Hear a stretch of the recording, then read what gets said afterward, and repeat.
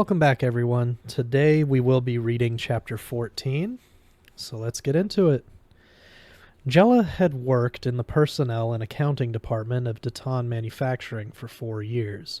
She was a good employee, organized, meticulous, and thorough, all valuable assets for anyone in her occupation. On her performance evaluations, she routinely scored above average to excellent. But according to her official job description, she was support staff. She wasn't essential to the company.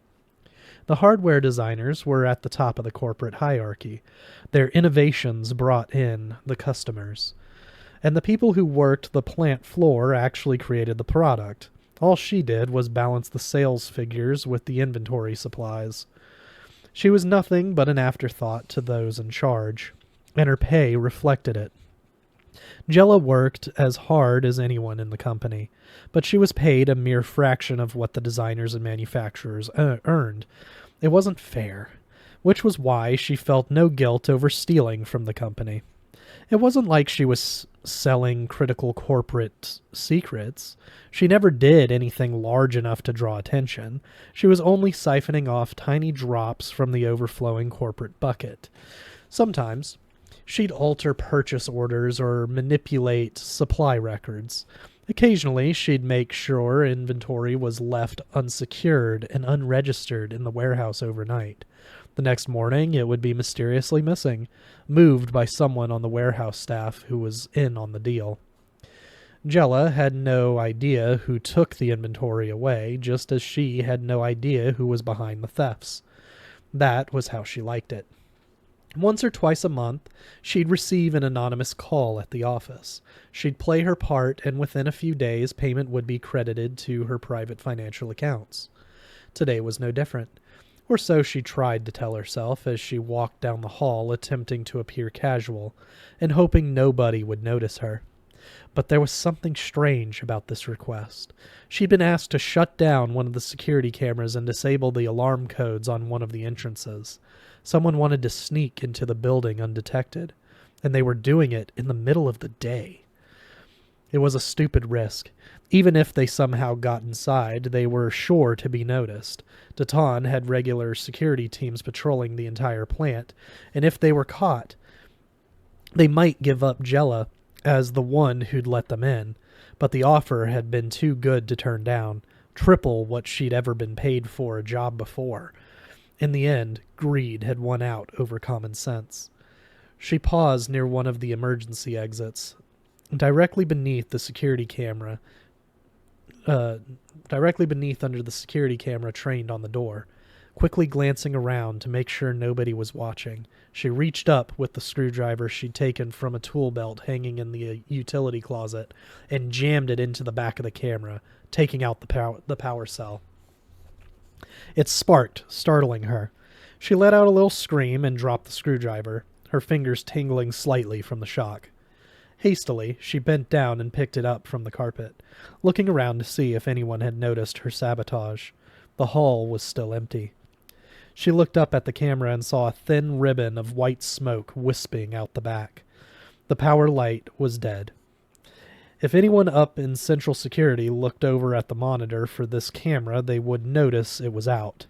But the guards barely even glanced at the monitors during the day, not with the patrols wandering the halls and the building filled with staff. Only a fool would try to break in during business hours. Even if they did notice the outage, there were over 100 security cameras in the facility. One seemed to malfunction every other week. The most anyone would do would be to put in a maintenance request to get it fixed before the end of the shift. Satisfied, Jella continued down the hall to the security door. She typed in an employee code to disable the alarm and open the lock. She didn't use her own code, of course. One advantage of working in her department was that she had access to personnel files. She knew the building entry codes for half the people in the facility. When the light on the door panel went from red to green, Jella's part was done. All she had to do was head back to her office and continue her work, as if nothing was wrong. But once she returned to her desk, the bad feeling she had about this particular job continued to grow, making her feel queasy. After about 20 minutes, Shinya, the woman she shared the small office with, must have noticed something was wrong. "Are you okay, Jella? You look a bit flushed." Jella's stomach nearly lurched out of her throat at the sound of the other woman's voice.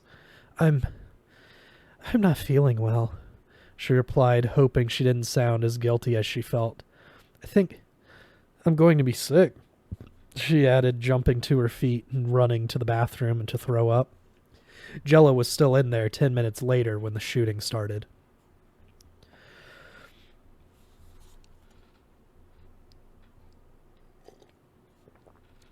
While we're at a pause, let's move around here.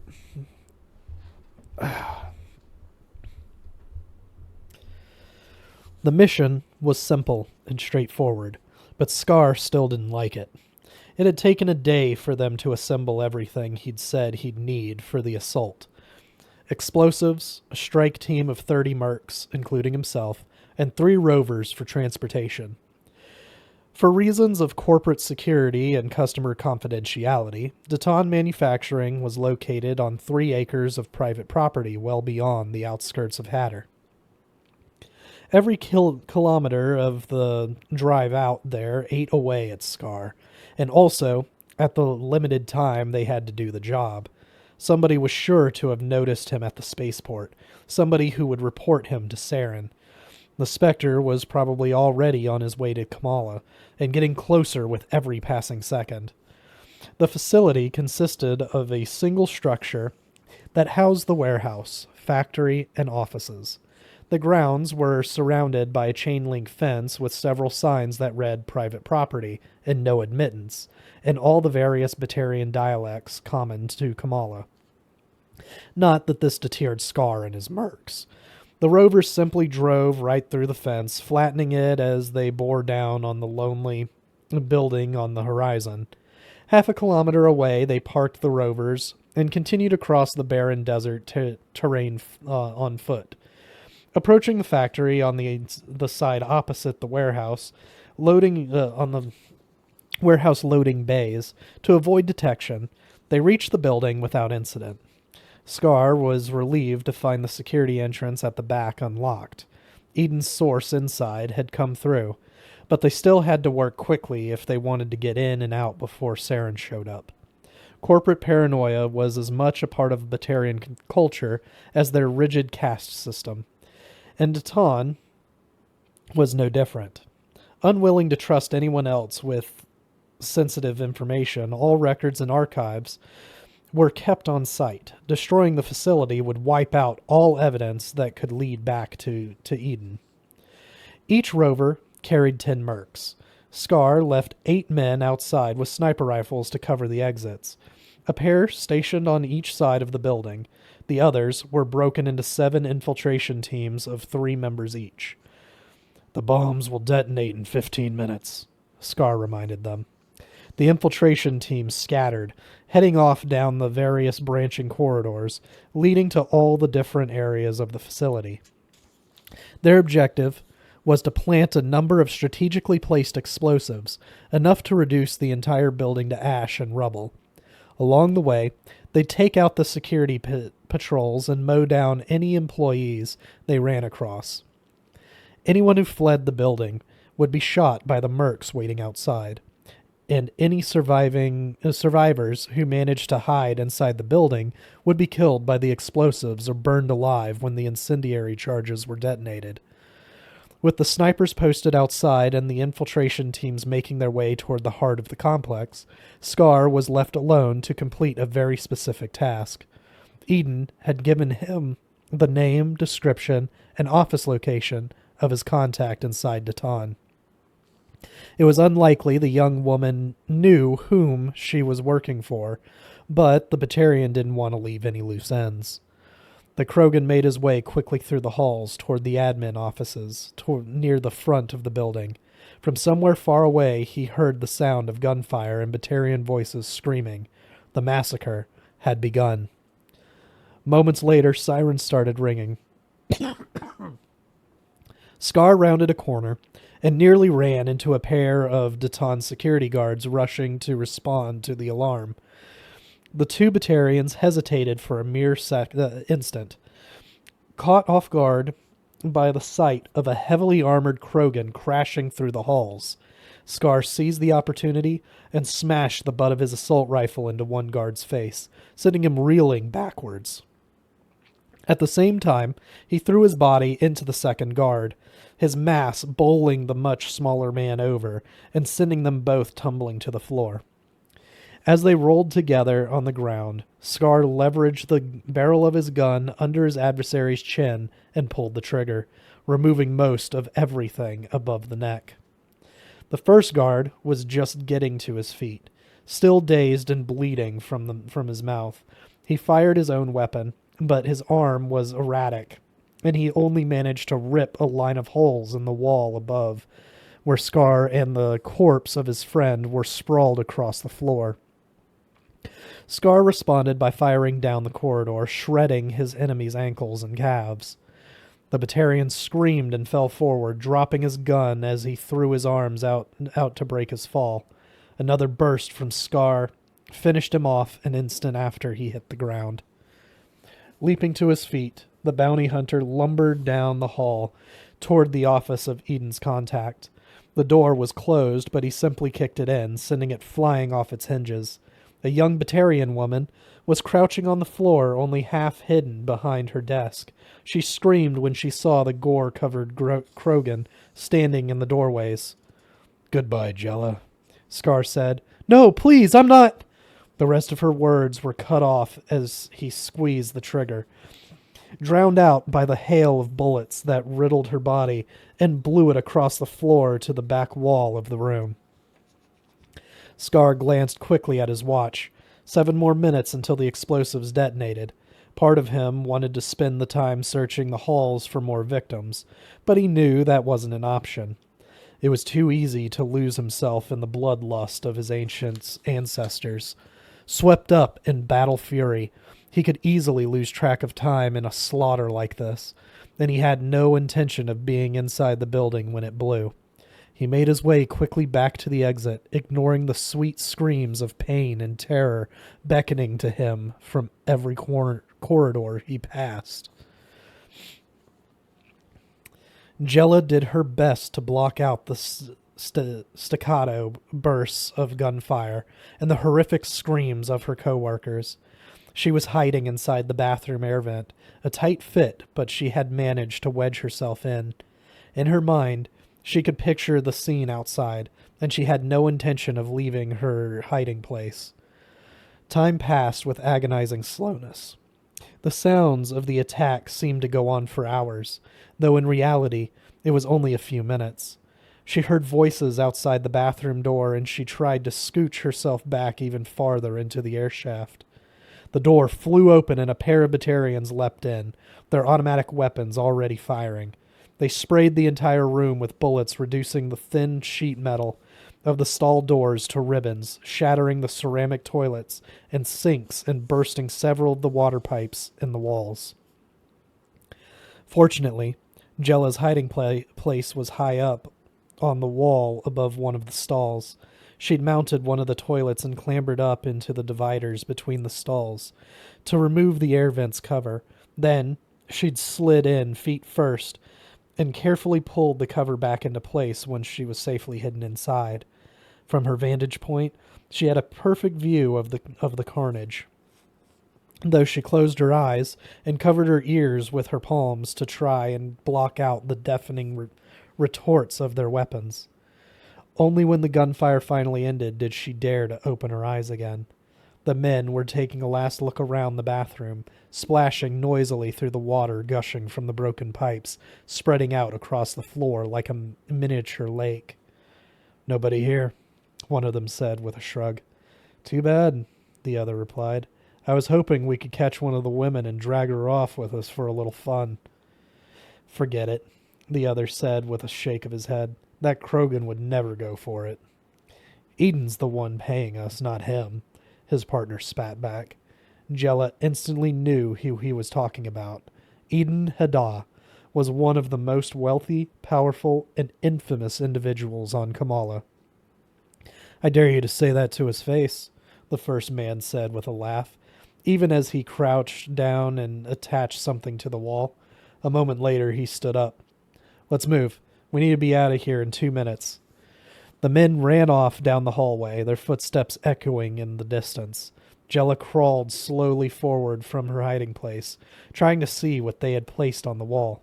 It was about the size of a lunchbox, with wires running into it from all sides. Even though she had no military training or experience, it was obvious the device was some kind of bomb. She paused for a moment, listening for more gunfire. Everything was silent except for a faint beep, beep, beep, as the timer of the explosive counted down. Jella knocked the cover off the ventilation shaft and dropped down to the floor. She ran out of the bathroom, sprinting down the corridor toward the same security exit she had unlocked earlier, unwittingly allowing the slaughter to happen.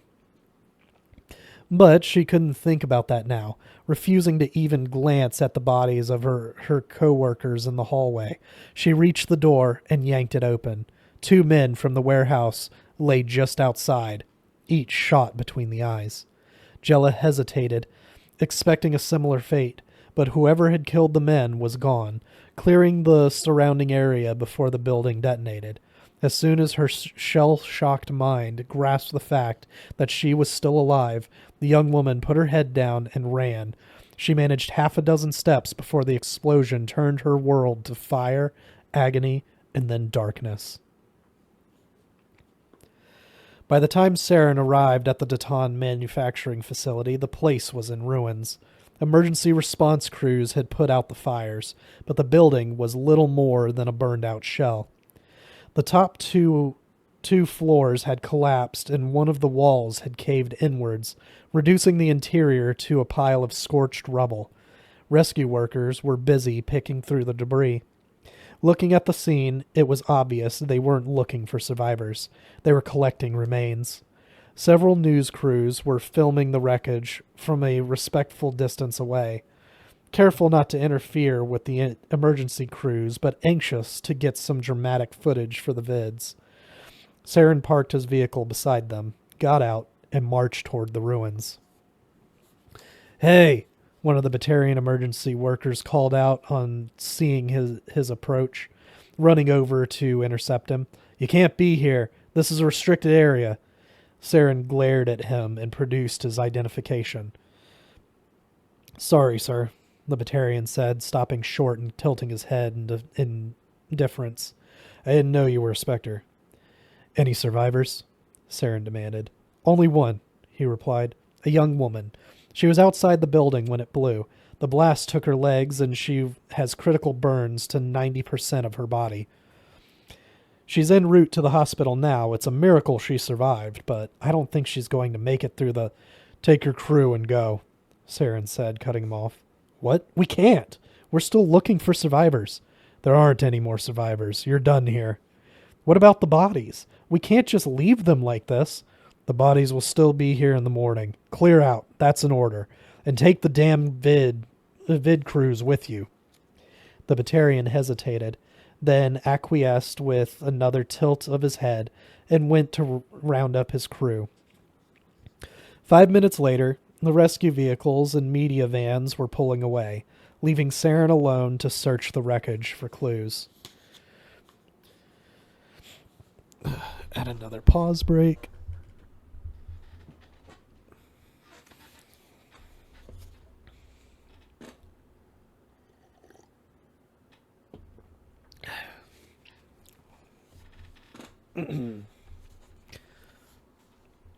"My God," Kaylee gasped it as their rover climbed over a rise and they caught their first glimpse of what had once been the Datan manufacturing plant.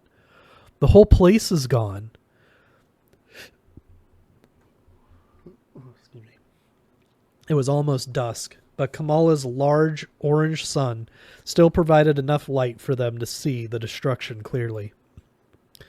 "Looks like somebody else got here first," Anderson noted with a grim frown. "Where are the rescue crews?" Kaylee asked. They have to know about this by now. I don't know, Anderson admitted, grinding the rover to a stop. Something's not right. Wait here. Hopping out of the vehicle, he approached the remains of the building on foot, pistol drawn, running in a quick crouch. He was less than 20 meters away when a single shot ricocheted off the ground just in front of him. Anderson froze. He was completely exposed and in the open.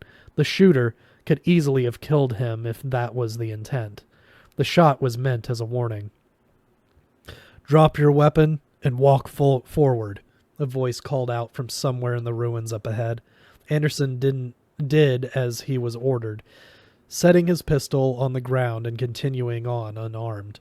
A second later, a familiar Turian figure emerged from behind the debris he'd been using for cover, his rifle trained directly on Anderson's chest. "What are you doing here?" the Spectre demanded. "Same thing you are," Anderson said, trying to sound more confident than he felt, trying to find out who was behind the attack on Sidon. Saren snorted in disgust, but didn't lower his weapon. "You lied to me, human." The way he said human made it sound like an insult. Anderson didn't say anything. The Spectre had found his way to the Daton plant. He was smart enough to put the pieces together.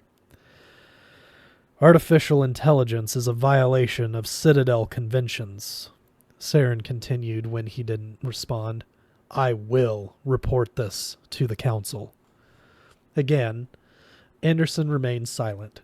He had the impression Saren was still digging for information. Whatever the Turian was looking for, Anderson wasn't going to be the one to accidentally give it to him. "Who was behind the attack on Sidon?" Saren asked, his voice heavy with the implied threat as he brought the rifle straight up, sight up to his eye, and took dead aim at the lieutenant's chest. "I don't know," Anderson admitted, staying perfectly still. Saren fired a shot into the ground at his feet. He flinched, but didn't step back. "I said I don't know," he shouted, letting his anger boil over. He was almost certain Saren meant to kill him, but he wasn't going to go down begging for his life. He wasn't going to let some Turian thug intimidate him. "Where's Sanders?" Saren barked, changing tactics. "Somewhere safe," Anderson snapped back. There was no way in hell he was going to let this monster get anywhere close to Kaylee. "She's lying to you," Saren told him. "She knows much more about this than she told you. You should question her again."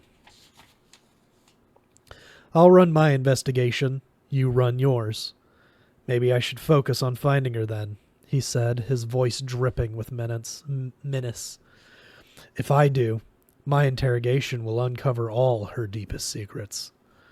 Anderson felt his muscles tense, but he refused to say anything more about Kaylee. Realizing the human wasn't going to rise to the bait, the Turian switched topics yet again. "How did you get here?" "I'm done answering questions," Anderson said flatly. "If you're going to kill me, just do it." The Turian took a long look at the surrounding area, scanning the horizon in the fading light.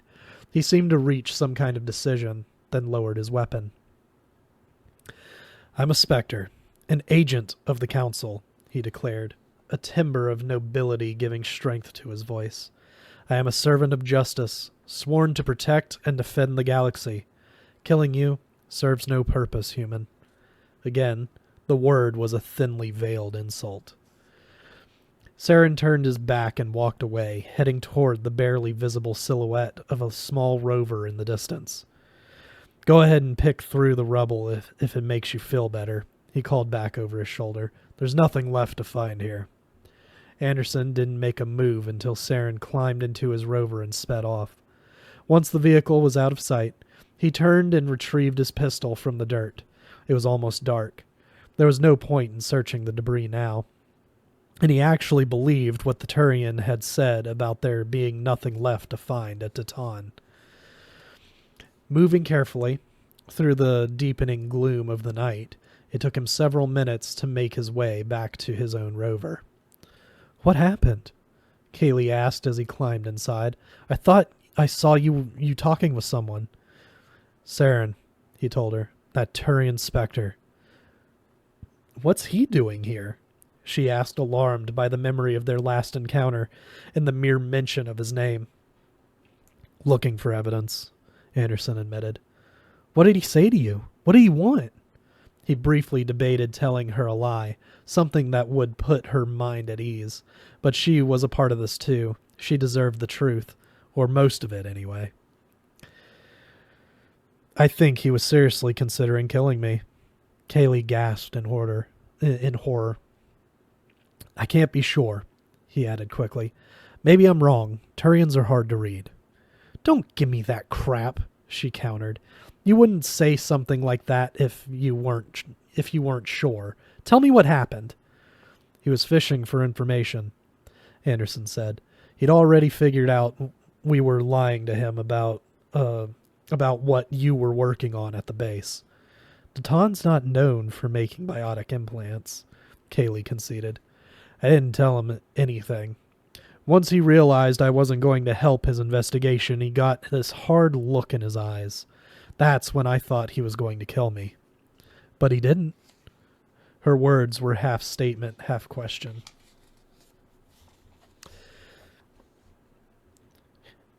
He took this slow look around, like he was trying to see if there was anybody else nearby. Then he just walked away.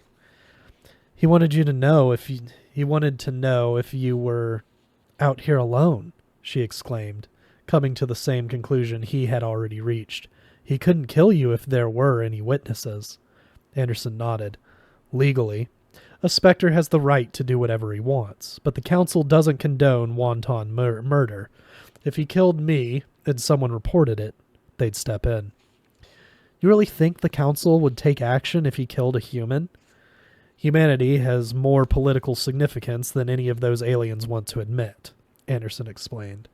We've got enough ships and soldiers to make every other species think twice about crossing us. The Council needs to stay on our good side. If word got out that Spectres were killing Alliance officers without justification, they'd have to do something. So what happens now? We head back to the city. I need to send a message to Ambassador Goyle in the next burst. Why? Kaylee asked sharply. What for? The hint of alarm in her voice reminded him that she was still a fugitive on the run from the Alliance. Saren knows humanity has been conducting illegal AI research. He's going to report it to the Council. I have to warn her so she's ready for the political fallout. Of course, Kaylee replied, her voice a mixture of relief and embarrassment. Sorry, I just thought... I'm doing everything I can to help you, he told her, trying to hide how much her suspicion had hurt him. But I need you to trust me. She reached out and put her hand on top of his. I'm not used to people looking out for me, she said by way of apology. My mother was always working, and my father, well, looking out for myself just became a habit. But I know what you're risking. To help me, your career, maybe your life. I'm grateful, and I do trust you, David. Nobody ever called him David. Nobody but his mother and his wife, ex-wife, he corrected. For a brief moment, he was on the verge of telling Kaylee what Saren had said about focusing his investigation on her, but at the last second, he bit his tongue. He was attracted to Kaylee. He had already admitted that to himself, but he had to remember how much she'd already been through. She was vulnerable, alone, and afraid. Telling her about Saren's threats would only exacerbate those feelings, and while it would probably make her more willing to accept him as her protector and draw them closer together, Anderson wasn't about to take advantage of a situation like that.